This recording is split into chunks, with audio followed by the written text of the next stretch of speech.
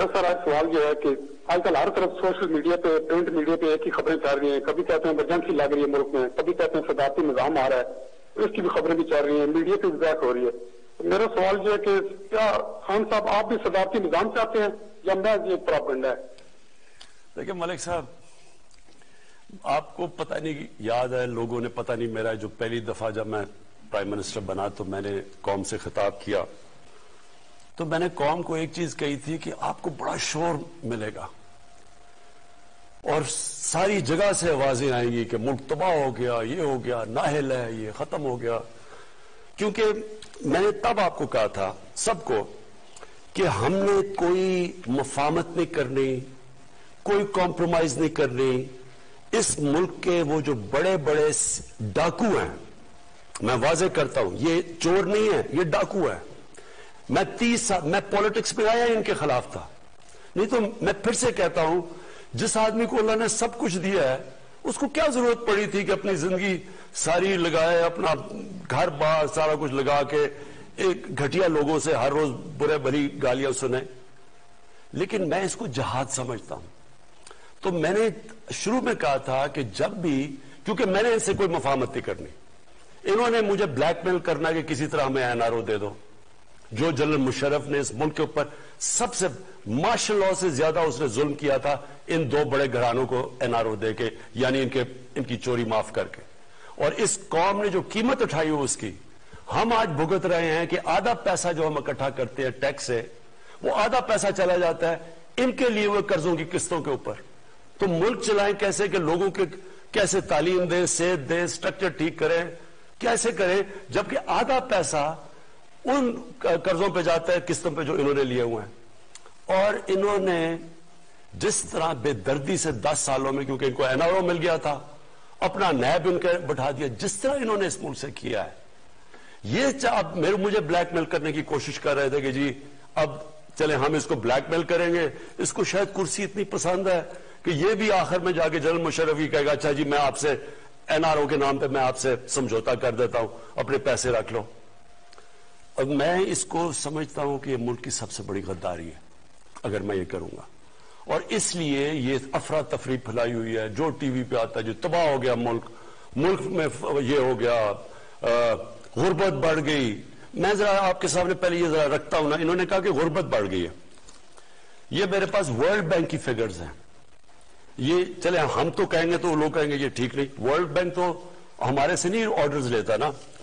World bank کی figure ہے کہ 4 کیٹیگریز انہوں نے بنائی کہ 4 کلاسز ہیں کہ اگر آپ ڈالر کی 5.5 پر کیپٹا دیکھیں تو اس کے اندر کتنی غربت ہے, پھر 3.2 پر کیپٹا اس کے اندر کتنی غربت ہے, 1.9 پر کیپٹا تو اس کی کتنی ہے. تو انہوں نے 4 کیٹیگریز رکھی ہیں. چاروں کیٹیگریز میں ورلڈ بینک کہتا ہے کہ چاروں کیٹیگریز میں غربت کم ہوئی ہے. پہلے میں 0.6% کم ہوئی, دوسرے میں 1.4% کم ہوئی غربت, تیسرے میں 2.9% کم ہوئی, اور آخری میں 0.6% کم ہوئی. اس کا مطلب کہ ہمارے دور میں تو غربت کم ہوئی ہے. تو آپ اگر یہ دیکھیں, ان کا شور دیکھیں تو لگتا ہے کہ ملک تباہ ہو گیا. اب یہ دوسری چیز میں آپ کے سامنے رکھنا چاہتا ہوں کہ ورلڈ بینک نے ایک اور چیز کہی. ابھی انہوں نے ورلڈ بینک نے پاکستان کی خود ویریفائی کر کے انہوں نے فگرز لگائی ہے کہ پاکستان میں جو دولت میں اضافہ ہوا ہے, یعنی جی ڈی پی میں اضافہ ہوا ہے, سالانہ جی ڈی پی میں, سالانہ دولت میں جو اضافہ ہوا ہے وہ 5.37% ہے. اب 5.37% جب کرونا کا مقابلہ کر رہا ہے ملک, جو ساری دنیا میں, ہندوستان میں تو نیگیٹو میں گئی ہے ان کی گروتھ ریٹ, تو ادھر جب پاکستان کا اضافہ ہوا ہے تو یہ کیسے کہہ رہے ہیں کہ غربت بھی بڑھ گئی, ملک بھی تباہ ہو گیا. ایک اکانومسٹ کی آ گئی ہے کہ جو ٹاپ 3 ملک ہیں جس نے سب سے بہترین طریقے سے, یعنی اہلیت تھی اتنے بڑے کرائسس کا مقابلہ کرنے کے لیے, اور دوسری طرف ورلڈ بینک کہہ رہا ہے کہ یہ 5.37% ہماری اکانومی بڑی ہے. تو میں آپ سوال پوچھتا ہوں کہ یہ کدھر سے تباہی آ گئی؟ میں خود تسلیم کرتا ہوں کہ دنیا کے اندر مہنگائی آئی اور کئی طبقے تنخواہ دار طبقے کے اوپر مشکل وقت ہے, ساری دنیا میں مشکل وقت ہے. لیکن مجھے یہ بتائیں کہ آپ اگر شام کو ٹی وی دیکھیں اور جو ان کی باتیں سنیں, وہ دو آ جاتے ہیں, ایک بیچارہ تحریک انصاف کا معصوم بیٹھ جاتا ہے, وہاں باقی اینکر بھی مل جاتا ہے, وہ دو ان کے ساتھ جو دوسرے ہوتے ہیں, ملک مارا گیا, تباہ ہو گیا, یہ ہو گیا. تو یہ کیسے بتاتے ہیں اگر تباہ ہو گیا تو 5.37% ملک کی اکانومی بڑی کیسے ہے؟ اور میں آپ کو بتاتا ہوں بڑی کیسے ہے. اگر آپ, اور میں یہ بھی چاہتا ہوں, میں اپنے صحافیوں سے چاہتا ہوں کہ دیکھیں اتنی مایوسی کئی دفعہ پھیلا دیتے ہیں کہ وہ لوگ بیچارے سمجھتے ہیں کہ یہ تو ملک آج گیا تو کل گیا. یہ ملک اس وقت دنیا میں مثال دی جا رہی ہے جو سب سے بہتر نکلا ہے کرونا سے. اور یہ آپ ذرا سنیں کدھر کدھر فائدہ ہوا ہے ہم نے پالیسیز بنائی. سب سے پہلے کنسٹرکشن, پاکستان کی کنسٹرکشن انڈسٹری کے اندر جو بوم آئی ہوئی ہے وہ میں آپ کو بتاؤں. انہوں نے کہا نا کہ جی, مجھے کہتے تھے کہ جی انہوں نے کہا ہم گھر بنائیں گے اور یہ کریں گے اور ہم عام لوگوں کے لیے موقع دیں گے گھر بنانے کا. آپ ذرا یہ سنیں, اور یہ ساری جو میں آپ کو اعداد و شمار دے رہا ہوں یہ آپ اپنے موبائل سے چیک کر سکتے ہیں, یہ پوچھ سکتے ہیں. سب سے پہلے جی جو بینکوں کے اندر یہ پہلی دفعہ پاکستان میں ہو رہا ہے کہ بینک چھوٹے لوگوں کو قرضے دے رہے ہیں گھر خریدنے کے لیے, اور اس کے لیے ہمیں بڑی محنت کرنی پڑی. وہ ایک ہوتا ہے فورکلوجر لا, وہ ہم نے جا کے اس کو عدالت میں لڑنا پڑا اور بڑی دیر سے 30 سالوں سے پھنسا ہوا تھا جو ہم نے کروایا. تو آج صرف پہلے یہ دیکھ لیں کہ 290 ارب کے لوگوں نے قرضے مانگے ہیں بینک سے. یہ کبھی پاکستان کی تاریخ میں نہیں ہوا. اس میں سے 123 جو ایپلیکیشنز ہیں وہ بینکوں نے اپروو کر دی ہیں, پرائیویٹ بینکس ہیں. اس میں سے 40 ارب روپیہ دے چکے ہیں لوگوں کو اپنے گھر بنانے کے لیے. یہ وہ لوگ ہیں جو کبھی سوچ نہیں سکتے تھے اپنا گھر بنانے کے لیے کیونکہ وہ کرائے کے گھروں میں رہ رہے تھے. اب جتنا وہ کرایہ دیتے ہیں اتنی وہ آپ قسطیں دے رہے ہیں اپنا گھر بنانے کی, جو ساری دنیا کے اندر جو آپ قرضہ دے کے اپنے گھر لیتے ہیں, جس کو مورگیج فائنانسنگ کہتے ہیں انگریزی میں, وہ پاکستان میں پہلی دفعہ شروع ہو گئی ہے. اب عام تنخواہ دار طبقہ اپنا گھر بنا سکے گا. پہلی چیز, ہماری جو گورنمنٹ کی منسٹری ہے 45,000 گھر یونٹس بن رہے ہیں اس وقت. 45,000 گورنمنٹ کے جو یونٹس اس وقت ہم بنا رہے ہیں, اور یہ ہماری اسکیم تھی. پرائیویٹ سیکٹر کے اندر اب یہ سننے والی بات ہے کیونکہ ہم نے کنسٹرکشن میں بڑی لوگوں کو چھوٹ دی, ہم نے ان کو انسینٹیوائز کیا, ان کے لیے ان کے رکاوٹیں دور کی. 324 پروجیکٹس ہیں کنسٹرکشن انڈسٹری میں, اور اس میں 30 لاکھ گھر بن رہے ہیں. 324 پروجیکٹس ہیں, 30 لاکھ اس وقت گھر کنسٹرکٹ ہو رہے ہیں. اس سے آپ یہ سمجھ جائیں کہ جو آپ سوچیں کہ جب اب گھر بنتا ہے تو اس کے گھر کے اوپر 30 انڈسٹری اس کے ساتھ ہوتی ہے, یعنی کسی نے دروازہ ہونا, کسی نے لاکس بنانے ہوتے ہیں, ٹائلز وغیرہ وغیرہ, 30 انڈسٹریز. تو آپ سوچیں کہ اس سے اس ملک میں گروتھ ریٹ تو اس لیے بڑھی ہے, اکنامک ایکٹیویٹی بڑھتی ہے تو گروتھ ریٹ بڑھتی ہے. اس کے بعد اب کسانوں پہ آ جائیں. میں صرف کسانوں, 4 ہماری کپاس, گنا, چاول اور ویٹ, گندم, ان کے اندر پاکستان کی تاریخ میں, کاٹن میں نہیں باقی تینوں میں, اور پھر اس میں مکئی بھی ڈال دیں, مکئی, تو یہ ریکارڈ پروڈکشن ہوئی ہے پاکستان کی تاریخ میں, اور ان کو ریکارڈ پیسہ ملا ہے اس کا. اس کی وجہ سے ان کے جو پیسہ گیا ہے دیہاتوں کے اندر, میں ذرا یہ آپ کو دکھا دوں کہ ہر 73% ان کی انکم بڑھی ہے. اس کا مطلب کیا, ہم نے عام فیملی کا کیا ہے کہ ہر فیملی کو 1,65,000 اضافہ ہوا ہے ان کی آمدنی کے اندر. یہ دیہات کے اندر میں بات کر رہا ہوں. اس کے بعد آگے چلے جی, انڈسٹری, لارج سیل انڈسٹری, بڑے مزدوروں کو نوکریاں ملتی ہیں. 10% اضافہ ہوا ہے آج ہماری لارج سکیل مینوفیکچرنگ پہ. میں بات کر رہا ہوں کہ کیوں یہ 5.37% گروتھ ریٹ میں اضافہ ہوا ہے. ہماری لارج سکیل مینوفیکچرنگ میں 10% گروتھ ہوئی ہے, دیر کے بعد ہوئی ہے.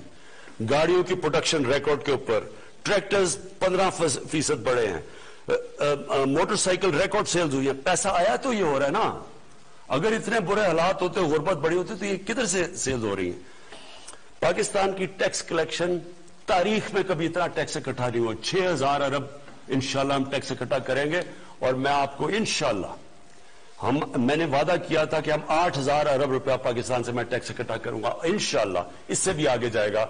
जो अब हम जो ऑटोमेशन लेके आ रहे हैं, टेक्नोलॉजी लेके आ रहे हैं, टैक्स बेस बढ़ा रहे हैं। अच्छा, फिर कॉर्पोरेट सेक्टर आ जाए, जो बड़ी बड़ी बिजनेसेस हैं, इनकी प्रॉफिटेबिलिटी जो मैंने कहा कि इनको मैं आप कहूंगा कि आप मजदूरों की तनख्वाह बढ़ाएं। इन्होंने 930 अरब रुपए का फायदा हुआ है। इन्होंने ये 2021 के साल में इनकी प्रॉफिट बढ़े, इनकी प्रॉफिट्स में इजाफा हुआ है। प्राइवेट क्रेडिट ऑफ टेक, यानी जो उन्होंने प्राइवेट कंसर्न्स हैं, जिन्होंने इन्वेस्ट करना है, जिन्होंने सरमायाकारी करनी है, उन्होंने रिकॉर्ड उनके क्रेडिट में यानी बैंकों से उन्होंने पैसा लिया इन्वेस्ट करने के लिए, जो 10 साल में सबसे ज्यादा लिया है, और वो 1.1 ट्रिलियन 1100 अरब रुपए का उन्होंने लिया है। हमारा आईटी सेक्टर, जो फ्यूचर है, वो आईटी की है, और पहली दफा हमने इंसेंटिव्स दिए आईटी सेक्टर को। उनकी 2 अरब से 3.5 अरब डॉलर की एक्सपोर्ट्स बढ़ी हैं। हालांकि ये कुछ नहीं है, 47% इंक्रीज हुई है, लेकिन जो हम अब इनकी मदद कर रहे हैं, इंसेंटिव्स दे रहे हैं, फ्यूचर ये इंशाल्लाह ये सबसे तेजी से बढ़ेगा। एक्सपोर्ट्स हमारी रिकॉर्ड एक्सपोर्ट्स हुई हैं। हमारी इस वक्त 31 अरब डॉलर की एक्सपोर्ट्स हैं, जो रिकॉर्ड है। मैं समझता हूं ये बहुत कम है, लेकिन हम पूरा जोर लगा रहे हैं, क्योंकि मुल्क तो तब तरक्की करेगा जब एक्सपोर्ट्स बढ़ेंगी, उसके ऊपर पूरा जोर लगाया हुआ है। और रेमिटेंसेस, जो बैरून मुल्क पाकिस्तानी, उन्होंने सबसे ज्यादा पैसा बैंकों के थ्रू इस बार ही भेजा, 30 अरब से ज्यादा, 30 अरब डॉलर से ज्यादा। इसकी वजह से हमारी, जो मैं आपको कह रहा हूं कि मुल्क के अंदर ये जो ग्रोथ रेट, जो हम कह रहे हैं कि ये सारे पहले तो कहते इतना बुरा हाल है, अब एकदम जब पता चला कि 5.37 अरब की ग्रोथ रेट हुई है, इकोनॉमी बढ़ रही है, तो अब वो खुद ही उनको समझ नहीं आ रही कि इसका क्या जवाब है, तो उसके कोई बहाने मार रहे हैं। मेरी फिर से अपनी मीडिया से, लोगों से मेरी आपसे रिक्वेस्ट है कि देखें, तनकीद बहुत जरूरी होती है एक मुल्क के लिए। और मैं फिर से कहता हूं, मैं 50 साल से, मैं तो पब्लिक आया में हूं, मैं तो तनकीद सुनता आया हूं, और तनकीद कोई एक अच्छी चीज होती है, लेकिन एक प्रोपेगेंडा होता है, एक फेक न्यूज होता है, जो जान के फेक न्यूज के जरिए एक मुल्क में ये जो मायूसी फैलाई जा रही है, जी तबाह हो गए, मारे गए, जी मुल्क खत्म हो गया, ये वो लोग हैं जो माफियाज हैं। मैं फिर से अपनी कौम को बताना चाहता हूं, हमारा मुकाबला माफियाज से है। ये आम लोग नहीं है, ये पॉलिटिशियंस नहीं है, ये माफियाज हैं, जिनका सिर्फ एक मकसद है कि किसी तरह ये गवर्नमेंट इसलिए गिरे कि क्योंकि इनकी वो जो खाना पीना, जो रोजी लगी हुई थी, जो हलवे खा रहे थे, जो बाहर इनकी अपार्टमेंट्स थी, ये इसके ऊपर टांग ना आ जाए, कहीं इनका एहतसाब ना हो जाए। और ये बैठ के, और इसके अंदर मीडिया में लोग बैठे हुए हैं, अफसोस से कहना पड़ता है कि वो इनके साथ मिलकर मुसलसल मायूसी फैला रहे हैं। तो इनसे मैं आज ये पूछता हूं कि इसका क्या जवाब है कि आपने तो जो जिस तरह की मायूसी फैलाई है, बताया कि ये ग्रोथ रेट 5.37% की कैसे हुई है। और ये हम नहीं कह रहे, ये वर्ल्ड बैंक कह रहा है। ये जो सारी मैंने सेक्टर्स के अंदर ग्रोथ हो रही है, ये बढ़ रहे हैं, ये कैसे हो रहा है? अगर ये इतने बुरे हालात थे तो यहां तो आज बैंकक्रप्ट होना चाहिए था लोगों को। इस वक्त तो लोगों बेरोजगारी बढ़नी चाहिए थी। रोजगार भी बढ़ रहा है, गुर्बत भी कम हो रही है, मुल्क की दौलत में भी इजाफा हो रहा है, टैक्स कलेक्शन भी बढ़ रही है, एक्सपोर्ट्स भी बढ़ रही है। तो ये मायूसी किस चीज की है? और फिर ब्लूमबर्ग एक मैगजीन है जो कि फिर से मैं कहता हूं सारी दुनिया में इकोनॉमीज को, हर मुल्क की इकोनॉमी के ऊपर तबसरा करती है। वो कह रही है कि पाकिस्तान की जो इकोनॉमी है वो सस्टेनेबल रास्ते पे चली गई, और आगे उन्होंने प्रेडिक्ट किया है कि मुल्क सही तरफ आगे जा रहा है। हम तो नहीं कह रहे। तो मैं इसलिए अपने लोगों से रिक्वेस्ट करूंगा कि बैलेंस करें। तनकीद तो अच्छी होती है, लेकिन साथ साथ ये भी तो बताएं, इसका भी तो बताएं कि ये जो मुल्क